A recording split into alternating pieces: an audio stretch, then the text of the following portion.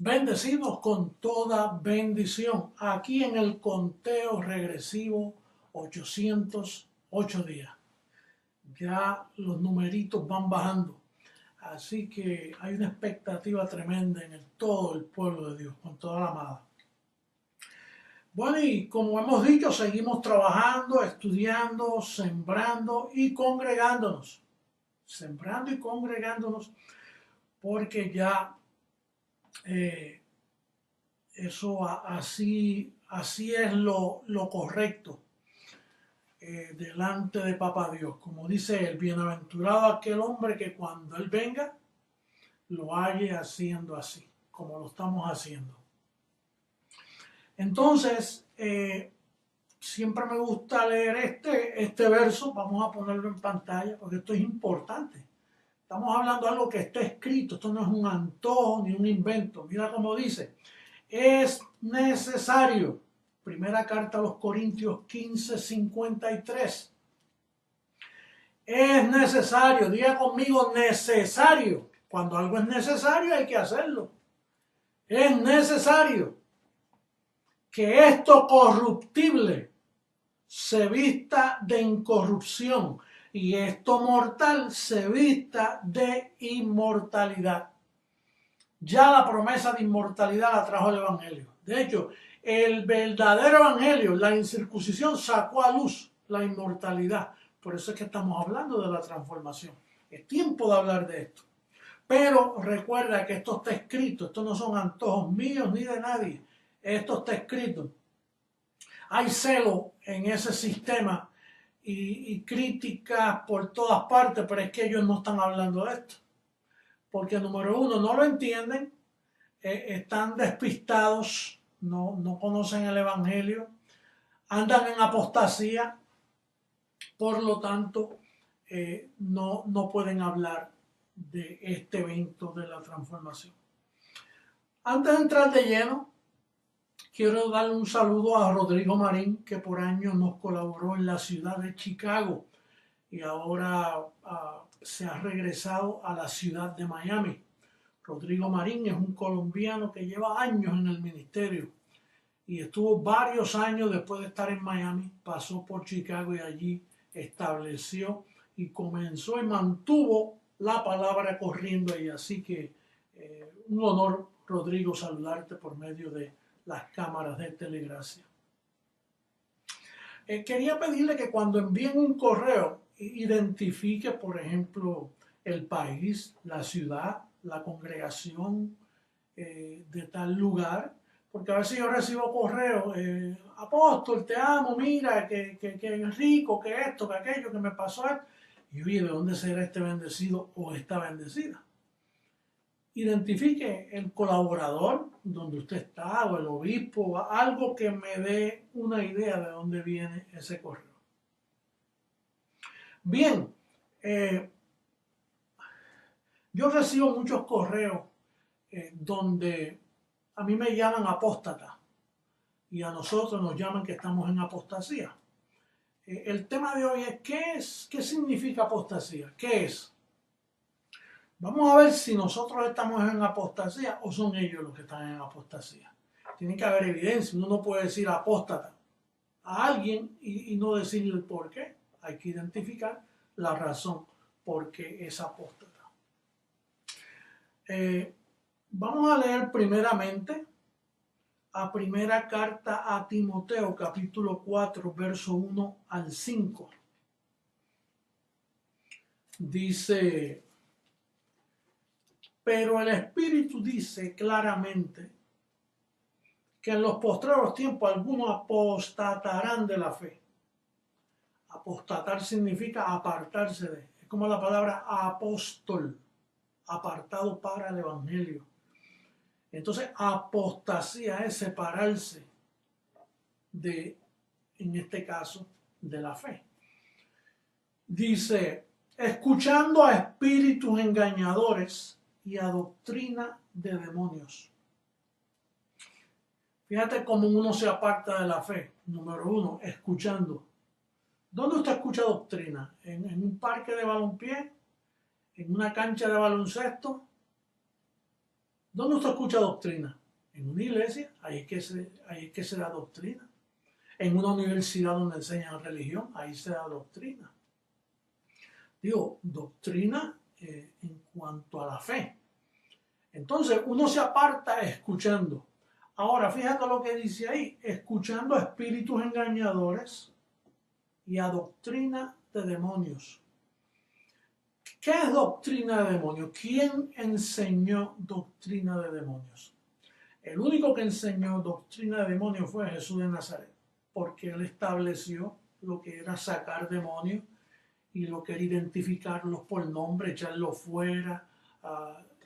Entonces, ¿cómo uno se aparta? Pues cualquier ministerio que usted ve en demonología todavía sacando demonios este día, es que está todavía con las doctrinas de Jesús de Nazaret, que en la cruz, al Satanás quedar destruido, ya usted no tiene que estar hablando de demonios, porque él quedó destruido. Después de la cruz ya cambió toda la historia.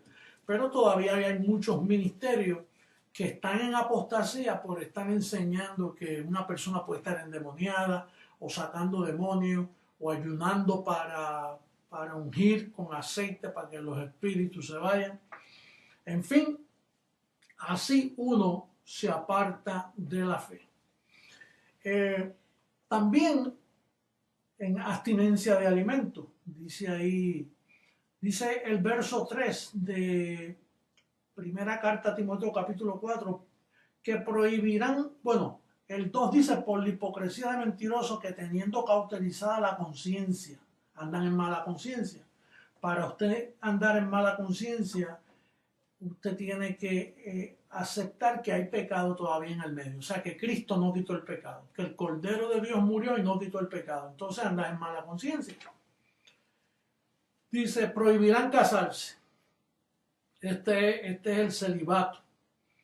Que el celibato es una manifestación de que la Iglesia Católica está en apostasía, que es el único ministerio que honra el celibato. Dice, prohibirán casarse y mandarán abstenerse de alimentos que Dios creó para que con acción de gracia participasen ellos, los creyentes y los que han conocido la verdad. ¿Usted conoce alguna iglesia que dice que la carne de cerdo es inmunda o que el viernes no se puede comer carne? Pues esos son síntomas de apostasía. Dice, porque todo lo que Dios creó es bueno y nada es de desecharse si se toma con acción de gracia, porque por la palabra de Dios y por la oración es santificado. Así que aquí tenemos un sinnúmero de evidencias que te debe decir a ti si tú visitas una iglesia que prohíbe que celebran el celibato, una iglesia que hablan de demonios, en fin, prohíben ciertos alimentos. Quiere decir que ahí hay apostasía, están apartados de la fe.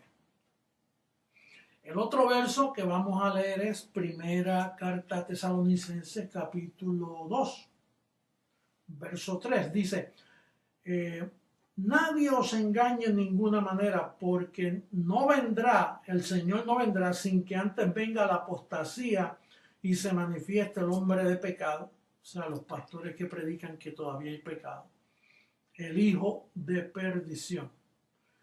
Quiere decir que el Señor no viene sin que antes venga la apostasía. Quiere decir que uno de los códigos para tú saber si el Señor va a venir es cuando todo el mundo esté en apostasía.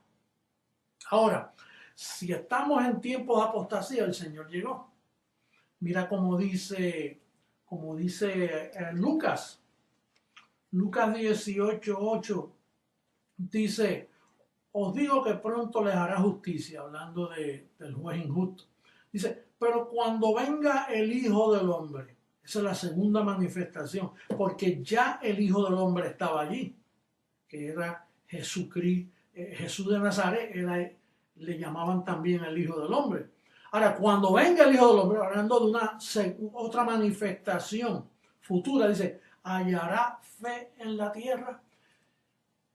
Entonces quiere decir que esos son uno de los síntomas para la apostasía. Quiere decir que cuando viniera el Hijo del Hombre y no hallara fe, es que ahí es que vino el Señor y no se dieron cuenta. ¿Por qué no se dieron cuenta que JH llegó? Porque están en apostasía. Tú que me estás escuchando del ministerio, tú no estás en apostasía. ¿Y tú crees que yo soy Jesucristo, hombre? Claro, porque no estás en apostasía. El que esté en apostasía es el que no ve a Jesucristo, hombre, en mí. Y no en mi carne, en mi ministerio, en lo que yo vengo haciendo por muchos años, desde 1973 para acá.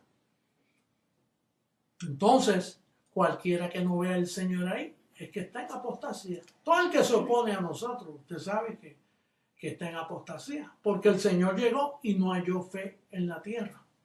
Ahora, fíjate, una de las evidencias se descubren en cosas sencillas. La verbología identifica mucho si la persona está en apostasía. Por ejemplo, mira, vamos a leer Efesios capítulo 1, verso 3, para que tú veas ahí algo sencillo que tú conoces, pero que no se te puede olvidar.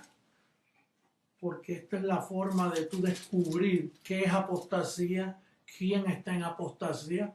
Porque si nosotros estamos en apostasía, hay que probarlo.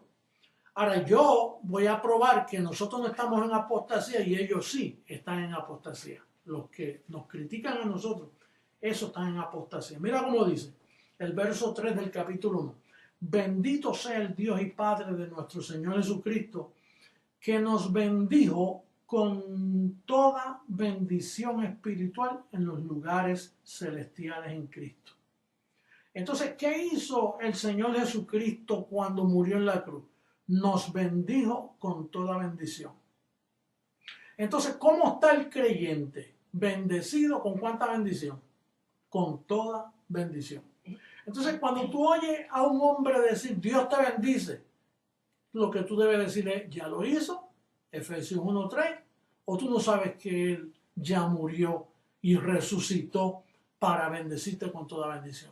No, Dios te guarde. Ya me guardó. Si me bendijo con toda bendición, una persona que está bendita, bendecida con toda bendición, está súper guardado. Bendiciones. Define, bendiciones ¿qué? ¿Que me faltan o que tú me las estás dando? Porque ya me bendijo con toda bendición. Entonces no caben más bendiciones. Bueno, cabrían si no estuviera bendecido con todas. Pero si me la dieron todas, ¿cómo me va a caber más bendiciones? No, que yo digo Dios te bendiga porque yo quiero que siga recibiendo bendiciones. Es que ya las tengo todas bendecidas. Dios, yo no sé si tú sabes entender lo que tú lees, o es que no quieres entenderlo, o es que la apostasía de la fe no te deja entenderlo, o es que tú eres un apóstata. Porque yo no me veo en apostasía, yo me veo bendecido con toda bendición. Entonces, Dios te bendiga. Dios te bendiga a esta hora. O es que no estoy o estoy. Bendecido, decídate. ¿Por qué se te hace tan incómodo decir bendecido? Aun cuando se te explica que ya estás bendecido. ¿O es que tú no crees a la palabra de Dios? ¿Por qué tú le llamas Señor, Señor y no crees a lo que Él te dice en su palabra? O estás bendecido o no estás bendecido. Y si no estás bendecido, mira, no te viste que no vayas, no hay tiempo ya. Te quedaste fuera del tren. El tren vino, se te fue el carro, se te fue el tren, se te fue el avión, se te fue todo.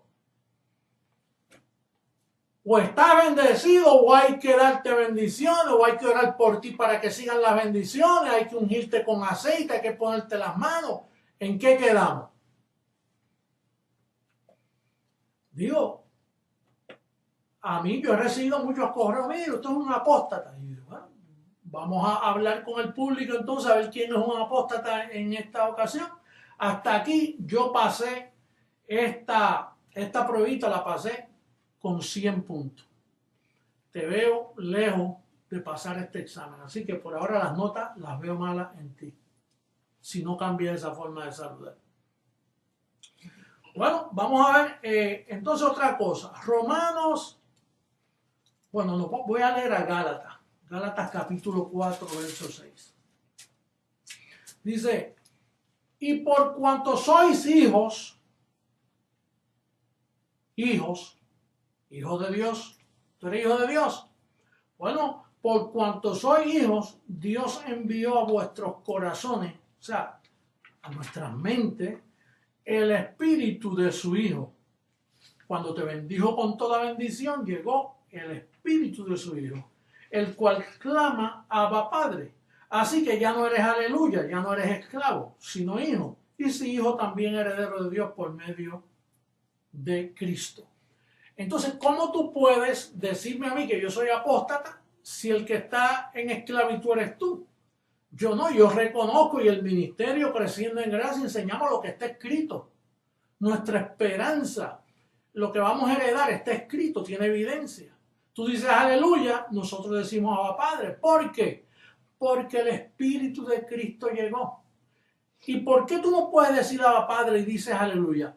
Porque estás en apostasía y no puedes ver la diferencia. Esa es la razón. El que me está escuchando ahora mismo, que me escucha, oye, si tú tienes dos dedos de frente, tú dices, oye, pero este hombre tiene razón. Tanto que dicen que él es un mentiroso, si me lo está explicando, está escrito ahí. Ahí está clarito. Si yo tengo el Espíritu de Cristo, yo clamo, Abba Padre, ¿cómo voy a estar yo con aleluya? Y el aleluya. Tú no eres esclavo, pero parece que estás en esclavitud y en orfandad si no puedes decir Abba Padre y si no puedes decir bendecido. Yo no sé, yo hasta ahora pasé esta segunda asignación, la pasé con 100 otra vez. Yo no sé tú, pero yo la pasé con 100. Romanos capítulo 8, versos 15 y 16.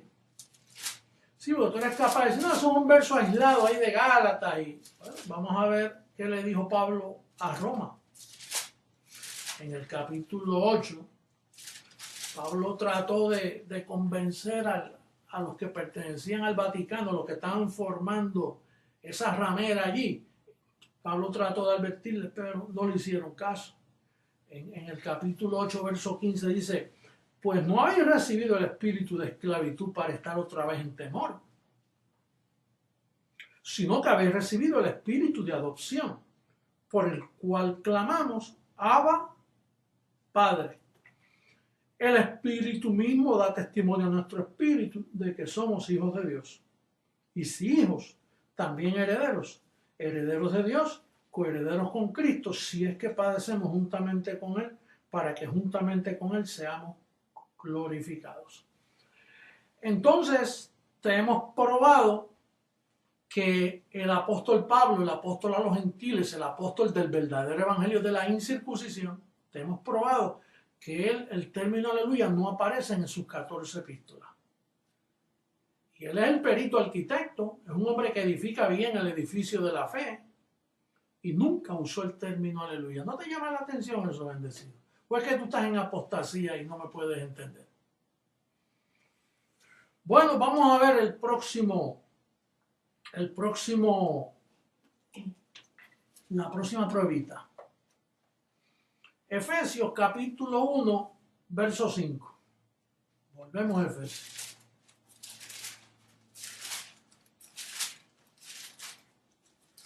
Dice aquí el capítulo 1. En amor, habiéndonos predestinado para ser adoptados, que es el espíritu de adopción, hijos suyos por medio de Jesucristo, según el puro afecto de su voluntad. Pero yo no creo en predestinación porque eso es injusto, que Dios predestine a uno y a otros no. Bueno, entonces tú estás juzgando a Dios. Por aquí dice que esto es un acto de amor, no un acto de injusticia. Por lo tanto, la predestinación es la forma doctrinal correcta de ver estas cosas. ¿O es que tú estás en apostasía y no puedes verlo? Mira lo que dice el verso 11, te lo repite. En él, asimismo, tuvimos herencia, habiendo sido predestinados conforme al propósito del que hace todas las cosas, no según el libre albedrío, todas las cosas según el designio de su voluntad, a fin de que seamos para alabanza de su gloria, nosotros los que primeramente esperábamos en Cristo. En él también vosotros, habiendo oído la palabra de verdad, el evangelio de vuestra salvación, y habiendo creído en él, fuisteis sellados con el Espíritu Santo de la promesa. Ahora, ¿podrá una persona pensar que la salvación se puede perder después de ser predestinado, elegido desde antes de la fundación del mundo? Como dice Efesios 1:4. Dice que nos escogió en él antes. ¿Cómo es que dice? Dice, según nos escogió en él antes de la fundación del mundo. El mundo no existía y ya te habían escogido para que fuésemos santos y sin mancha delante de él. Entonces, si tú puedes pensar que un creyente así se puede perder, se te fue el tren, bendecido. Estás en una apostasía salvaje. Está con un velo, con un toldo que no se te puede entender lo que creen ni lo que dicen. Ni... Estás grave, estás huérfano. Bueno, entonces otros tipos de apostasía, por ejemplo, Colosenses capítulo 2, verso 20. Mira cómo dice Colosenses capítulo 2, verso 20. Pues si habéis muerto con Cristo en cuanto a los rudimentos del mundo, ¿por qué como si vivieseis en el mundo sometéis a preceptos tales como no manejes ni gustes, ni aun toques, en conformidad a mandamientos y doctrinas de hombres, cosas que todas se destruyen con el uso? Entonces, una de las cosas que refleja apostasía es cuando en una iglesia o en una doctrina o en un credo está la abstinencia. Mira, no toques esto, no manejes esto, no vistas así, no te pongas así. Prohibiciones, duro trato del cuerpo. ¿Te recuerdas antes cuando los curas se ponían piedritas en los zapatos y por mi culpa, por mi grandísima culpa? Duro trato del cuerpo porque no hay conocimiento, no hay revelación, no hay fe. La persona está en apostasía, no entiende. Otra pruebita más. Primera carta a los Corintios capítulo 1, verso 17. Dice aquí que el perito arquitecto, cuando lo enviaron a los gentiles, el Espíritu de gracia le dijo, Pablo, ya no se puede bautizar. El bautismo en agua es un rudimento, eso solo moja la carne. Ahora ya el creyente está perdonado, porque si es símbolo de perdón de pecado, el pecado ya no existe. Cristo lo quitó de una vez por todas. Por lo tanto, mira el verso 17 como dice. Pues no me envió Cristo a bautizar, sino a predicar el evangelio, no con sabiduría de palabras, para que no se haga vana la cruz de Cristo. Para que no se haga ¿qué? Vana la cruz de Cristo. Tú quieres bautizar a los creyentes, quieres sentirte bien metiéndolos en el agua, que es un símbolo. Eso es puro símbolo, bendecido. Estás en apostasía. Si tu iglesia bautiza, sea por aspersión, sea por inmersión, como sea, estás en apostasía. Vamos para la otra pruebita más.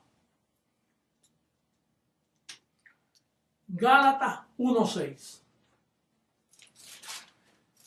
Gálatas 1:6.